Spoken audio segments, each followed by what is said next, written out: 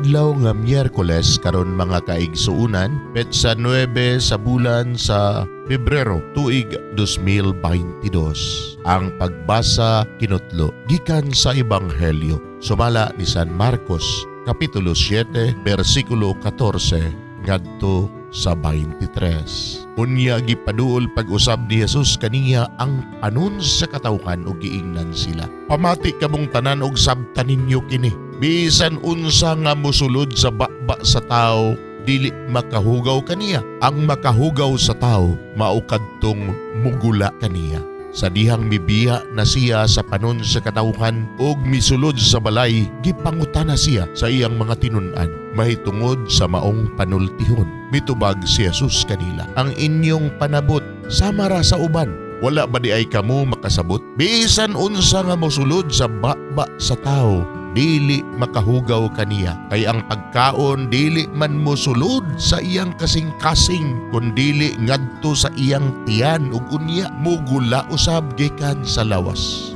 Sa pagsulti ni Jesus niini, iyang gipahayag nga mahimong kanon ang tanang pagkaon.